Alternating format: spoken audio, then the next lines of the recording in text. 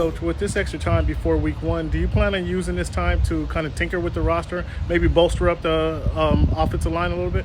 Yeah, I mean, we're just at the beginning of this whole process. There's so much time between now and our first game. And there's a lot of ways to manipulate and shape your roster, and we plan on fully exploring all those avenues. And that's what's great about the NFL is there's a lot of ways that you can acquire players between now and the first game.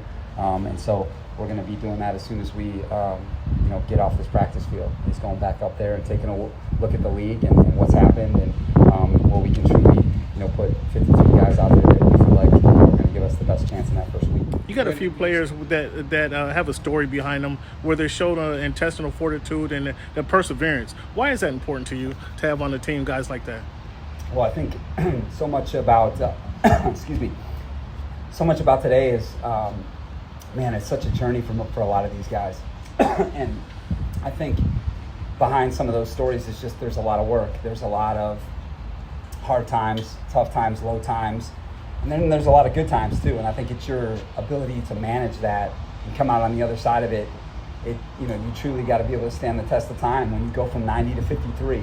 That's what's awesome about the NFL is how competitive it is. And you start at camp in one place and then you end up in another place. And then you know that it's not over yet. Like today is not the end, it's a beginning, So I think that we have a lot of guys in that undrafted realm who have certainly fit that description. Guys like an Austin Eckler, like we've talked about, Vato, Matt Filer, Chris Harris, guys that have kind of made a name for themselves in pro football. And then we have some guys that are at the beginning of that journey of being I can't forget Chase. Chase was undrafted.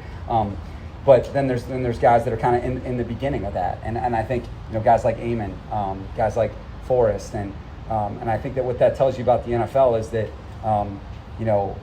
if you're good enough, we'll find you. And I think that just because we find you doesn't mean that, this is an end game for you. You still got to get better as a player to make sure you stay here. So I'm excited about the group that we're working with, and going to continue to develop those guys. Coach, will you touch on the experience and the wisdom that Jared Cook brings to the offense, and how that's helped out Justin Herbert to this point, and then how you see that moving forward? Yeah, Jared's such a good resource.